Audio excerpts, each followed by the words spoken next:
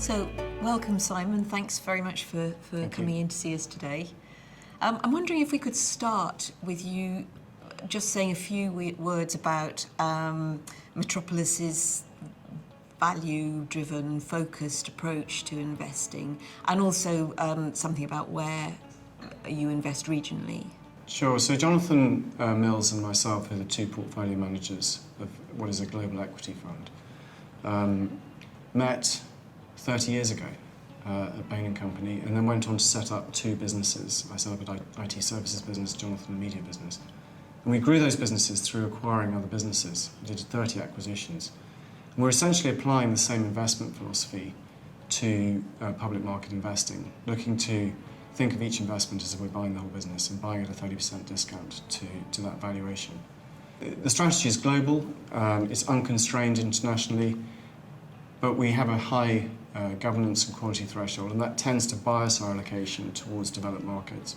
Could you say a bit more about your private equity mindset and approach when you're looking at public markets?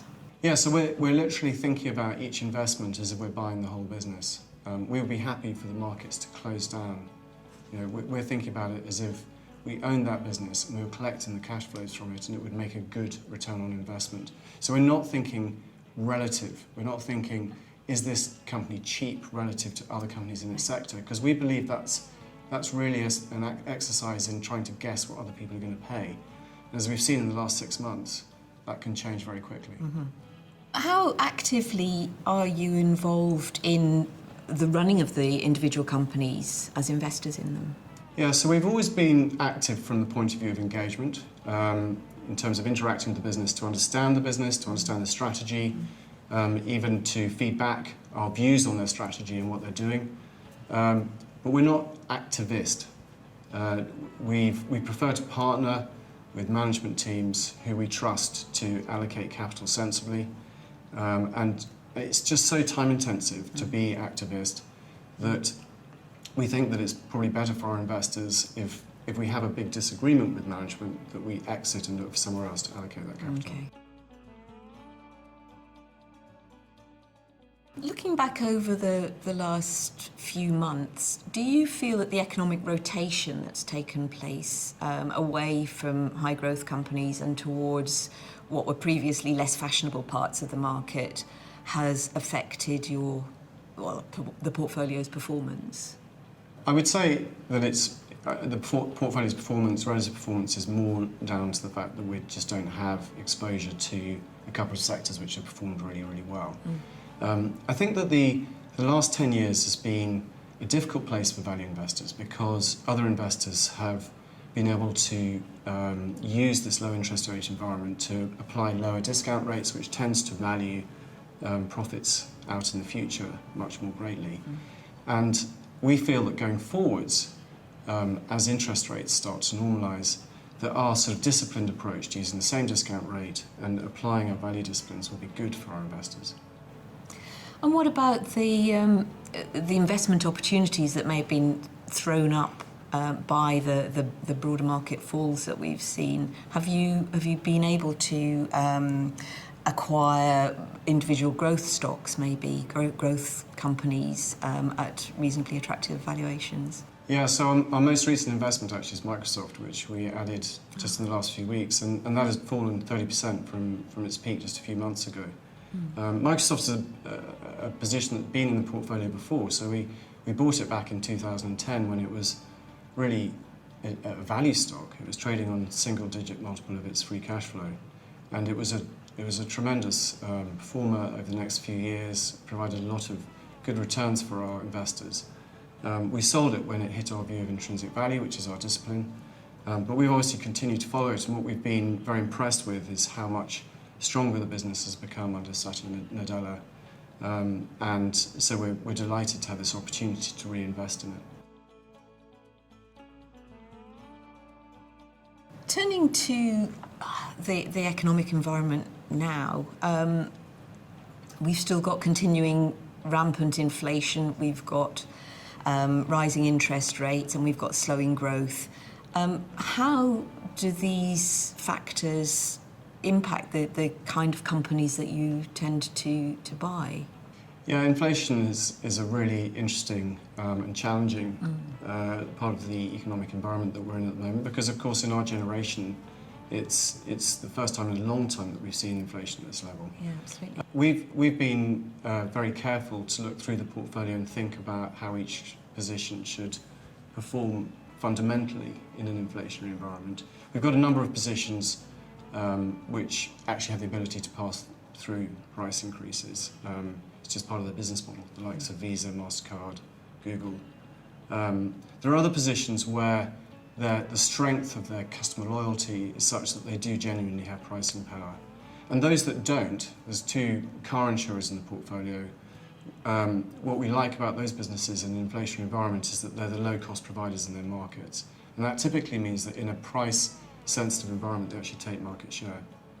So do you see the market sell-offs as an opportunity to buy rather than as a cause for longer-term concern for investors? No, absolutely. So, a company that we liked to invest in 3 months ago at one price is now cheaper. It's even more attractive, and we've been allocating capital to those positions in the portfolio that have fallen furthest. You've been allocating capital to positions you already hold.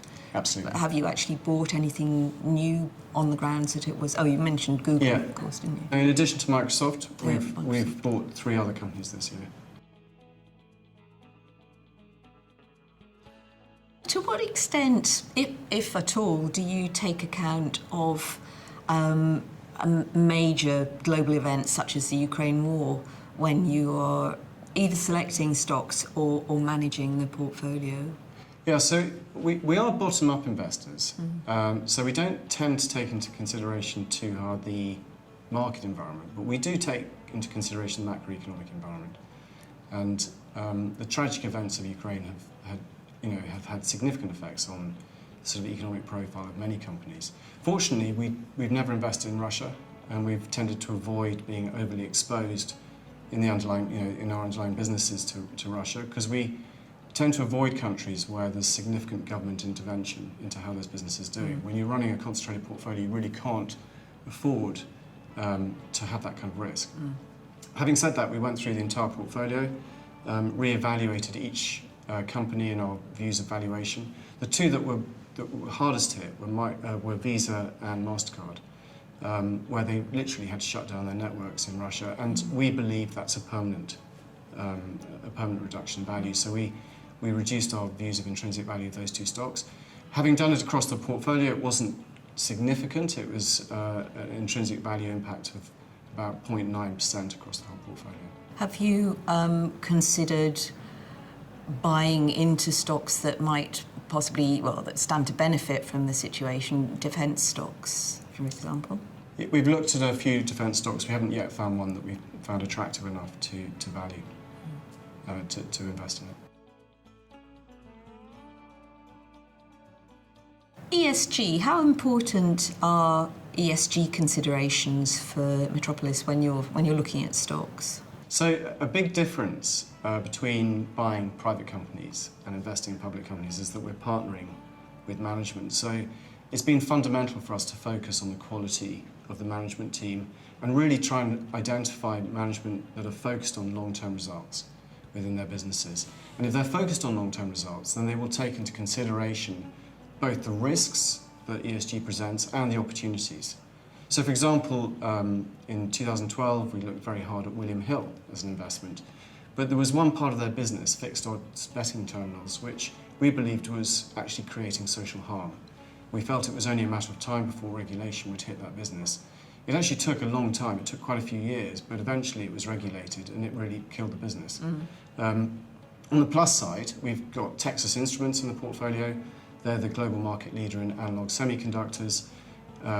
If you look at the difference between an electric vehicle and an internal combustion engine, there's 3 times more analog chips in an electric vehicle. So we see that as a significant, climate-driven tailwind for that business. So in your experience then, companies are showing genuine long-term commitment to cutting carbon emissions and to ESG more generally, despite the other more immediate pressures of inflation and slowing growth? Yeah, I'd say within our portfolio we are seeing progress. A good example is Booking.com. So we invested in it 3 years ago. The disclosure was really quite poor. Along with their other investors, we engaged with them on this issue. And just in the last 6 months, they've significantly improved disclosure. But not only that, they've taken another step. They've used their market power to provide information to their consumers around how well hotels are managing the carbon transition as well. And we're suggesting to them, and we've been talking to them about offering their clients the opportunity to offset, which is quite an obvious initiative, given that's what the airlines are doing. Are they going to take it up? We don't know. They're listening. So at a more granular level, are there particular sectors or regions where you're seeing attractive valuations in stocks? I think there's been a little bit of a rotation this year within the portfolio towards European names and away from the US names, just from a relative valuation perspective, that we're seeing, that they've been harder hit. So we're taking that opportunity to reinvest, but not significantly. Are there any examples of stocks that you recently acquired or considered?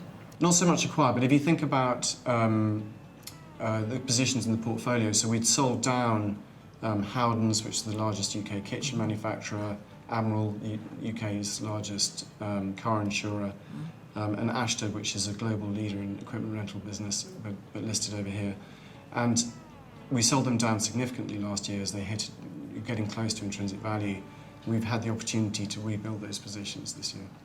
Are there any bad calls that you'd like to share with us? Either missed opportunities or stocks you bought or built up that disappointed in the end? Yeah, so most recently we invested in a business called Curate, which is the owner of QVC Home Shopping, a tele-shopping channel. And actually up until, it had a good COVID, and up until the middle of 2021, despite having had a very volatile period under our investment, it was actually beginning to make money for us. As I think the market got less concerned about its business model being sort of fundamentally structurally impaired. The challenge in the last 9 months has been extreme. So it suffered from supply chain shortages. And the problem in that business is that they need to optimize airtime, and if they can't get the right product, their sales drop. But in addition to that, they've had a new CEO come in, and then they had, just before Christmas, they had 25% of their distribution just disappeared overnight through a big warehouse fire. And when talking to the CEO, we just didn't get a very comfortable feeling about his detailed plan for how he's going to get the business back on track. We're still generating cash, but it has quite a large debt profile. And so we elected to exit the business, reallocate that capital to where we saw better risk-reward returns. Finally, I'm wondering if you could tell us about a wild card that you own, whether it is something a bit left field or a not very familiar stock, something that people probably don't know much about, but that you think has an interesting future ahead of it. Yeah, so last summer we invested in a business called Gruma, which is the global market leader in tortilla and corn flour. Wow. Yeah, it's a Mexican business. It's actually a really strong consumer product business. And interestingly, by comparison to a lot of consumer product companies, it's got a long-term tailwind of growth in volumes. A lot of consumer product companies have struggled to grow volume. They've really grown their businesses by increasing prices. In Gruma's case, there's a large and growing Latino population in the US. The US represents about 60% of their profits. They have the number 1 and 2 brand in the US. They're 5 times larger than their next nearest competitor. And also there's a long-term growth in terms of people switching away from what they perceive to be less healthy sandwiches to tortilla. And we were able to invest in that business on a low double-digit multiple of earnings, which we felt was a really good price for a very high-quality business. Great example. Thanks so much, Simon, for coming in. It's been a real pleasure. No, it's been great fun. Thank you, Faith.